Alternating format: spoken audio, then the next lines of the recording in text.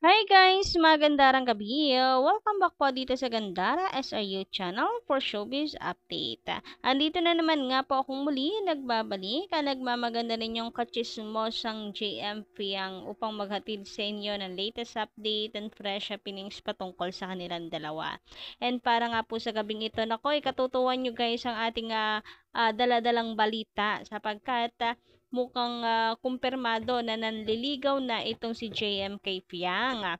Kumpirmado dahil meron pong video itong si Fiang na kung saan siya mismo ang nagsabi na manliligaw or nanliligaw na si JM nagpaalam sa magulang niya. Ay, nakakakilig. And based nga sa kanya ay kinikilig siya. Kinilig talaga siya doon. Grabe ko ba naman personal, 'di ba? Magpaalam sa magulang mo na liligawan ka, ay nakakakilig naman talaga. But before that, sa mga hindi pa po nakaka-subscribe dito sa ating channel, i-click nyo na agad-agad yung subscribe button at notification bell para mag updated po kayo at ma-notify tuwing may bago tayong balita sa kanilang dalawa. Basta po mga balita na may kinalaman kay Fiang and JM, sagot na po natin yan. So, nais ko pong unahing pag-usapan natin ang tungkol dito sa kauna-unahan na magiging ano po ni Fiang pagkalabas po ng bahay performance sa ASAP dahil mag-guest nga po sila ang Big Four sa ASAP. Bukas po yan, kaya abangan po natin yan. Araw ng linggo. Narito nga po ang paanyaya ni Fiang sa atin. So, syempre kung sinuportahan po natin siya sa loob ng bahay ni Kuya, suportahan din po natin siya dito sa kanya pong journey sa labas ng bahay ni Kuya. At dahil ito na yon, ito na yung totoong laban guys. Laban sa labas ng bahay ni Kuya. Kasi alam naman natin na kahit po hindi nakasama sa Big Four, meron pong mga sumisikat na nanggaling po sa bahay ni Kuya. Kaya naman kahit nanalo ka, minsan ay hindi ka po sumisikat, talaga nagbo-boom yung career. Kaya masasabi natin na nandito po talaga sa labas ng bahay ni Kuya ang tunay na laban. Kaya suportahan natin si Fianggi. Hi mga kapamilya, it's me Fianggi. Ayon, abangan nyo kami sa ASAP this Sunday 12 noon at live yun ha. Ayun. And eto nga po ang Big Four guys. So nagsama-sama nga po sila kamakailan kasi nga mag-aano po sila, magre-rehearse para po sa kanilang performance sa ASAP. Syempre kailangan nila tong paghandaan. And bongga ang ating Fianggi guys. Tingnan niyo naman kung gaano kahusay sumayaw. Ano pa lang po yan, preparation pa lamang po yan. Yan po guys ay ano pa lang, tawag dito rehearsal pa lang, pero bigay todo na ang Fianggi natin at alam po natin na magiging maganda talaga ang magiging performance po niya dito. Syempre, siyang highlight, siya kaya ang big winner. And hope po talaga na gumawa na naman ng another history itong si Fiang. Alam naman po natin yung Pinoy Big Brother. Grabe ang guys, ang daming nanood. Yun ata ang pinakamaraming viewers na nakuha po ng PBB mula po ng pumasok lang at sumalang lang ito pong si Fianggi. Ang dami niyang supporters. And ngayon pa lang, nag-aabang na po ako sa pa-hashtag ng JM Fiang fandom. Kasi panigurado magte-trending si Fiang yan bukas. Samantala, sabi naman po dito ng isa nating commenter na si Miss Carmen, maganda sana pakinggan na kung si JM ang umamin, pero kung babae na, bakit siya ang naging big winner? Yan ang magandang ehemplo ng kabataan. Sa mga nanay dyan na may anak na babae, gusto nyo ba yung anak nyo na ganyan? So, bakang pangbabatikos to kay Fiang Anyway, sabi niya dito, bakit parang ang pangit daw pag babaeng umamin. So, bakit nanalo si Fiang? Ay, ganito yung galawan niya. Unang-una, wala naman pong inamin si Fiang sa loob ng bahay ni Kuya na may gusto siya kay JM. Nalala niyo ba yung rap battle? Hindi ba't binara niya si Just noon? So, madam, nasa utak niyo lang din po yan. And noong mga panahon na yun, umaasa pa rin kasi ito si Fiang kay Shan, hindi ba? Wala pa po siyang alam sa nangyayari sa outside world. Kaya gano'n nalaman niya pagtanggol itong si Shan. Pero ngayon, wala naman liligaw.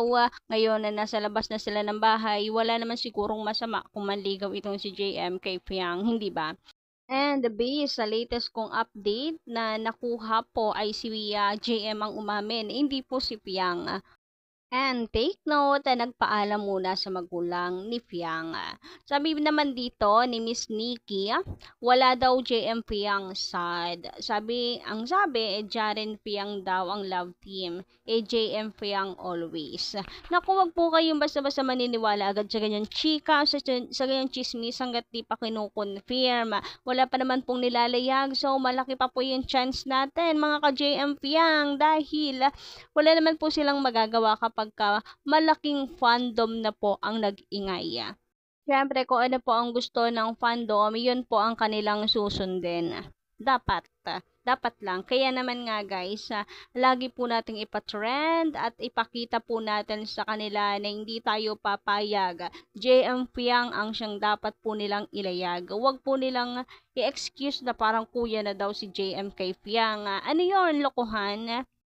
Ganda puyat na nga po tayo sa ikakahanap ng ayuda sa JM Fiang kasi ito talaga yung sinusuportahan natin tapos biglang boom, walay. Ano yon?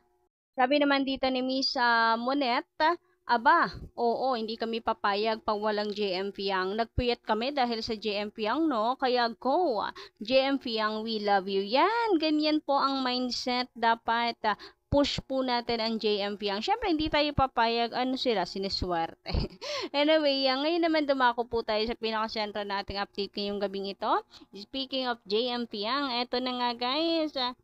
Nako, ikatutuwa at ikakikilig nyo po ang ating balita ngayong gabing ito. Kasi naman, based sa chinika di umano nitong si Fiang na official nang nanliligaw si JM sa kanya. At nagpaalam si JM sa kanyang mga magulang at ang magulang naman ni Fiang ay pumayag na manligaw si JM sa kanilang anak na si Fianggi. Oh, di ba bongga? Nako, kaya siguro may dinner date ang family ni Fiang at ni JM. Kaya siguro kinuha na po talaga ni JM yung pagkakataon nito para magpaalam.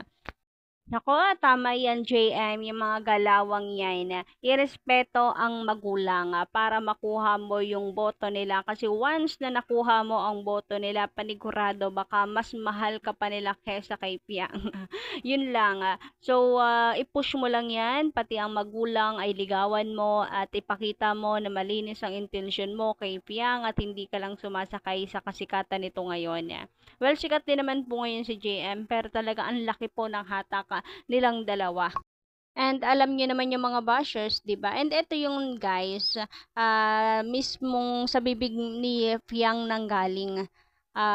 Panoorin niyo 'to. Kasi parang kakaayos ko lang ng buhok ko. Totoo, kinilig talaga ako. Wait ko lang.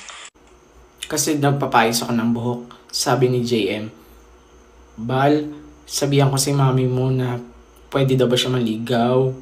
Pwede daw ba siya maligaw? Tapos sabi niya, ayan. Sabi niya, ayan, JM, kausapin mo. Sabi niya, oo, okay lang. Tapos sabi ko, papayag ka ba? Sabi niya, oo, papayag. So, salute dito kay Kuya na nag-lip read nitong sinabi ni Piang. Grabe, kuhang-kuha niya talaga yung gustong sabihin ni Piang. Minute nga niya. Nakamute, di natin napapakinggan, pero basang-basa naman sa bibig ni Piang yung kanyang kinukwento. And ang nakakatuwa dito, talagang kinilig daw siya. Ay, talagang ibig sabihin niya, lalayag po talaga ang JM Piang, guys. And I can say 101% ito talaga yung sinabi ni Fiang. Sabay na sabay po sa bibig eh. Talagang nagpaalam si JM sa magulang nitong si Fiang. And yung nakakatuwa dito is pinayagan naman ng magulang ni Fiang. Siyempre, di naman siguro nila hahadlangan kung ano yung ikaliligaya ng kanilang anak. Nandiyan naman po sila para magpayo, which is siyang tama. So, layag mga JM Fiang fans kasi totoo na attach. Kung yung Jar Piang man ang kanilang ilayag, basta ang importante in real life, JM Fiang. Pero syempre, sana pa din. Anyway, hanggang dito lang muna ating update sa gabing ito, guys. Maraming salamat po sa inyong pakikinig and don't forget to click the subscribe button at notification bell para po sa iba pang mga balita. Maraming salamat. Kita-kits po tayo sa susunod dating balita.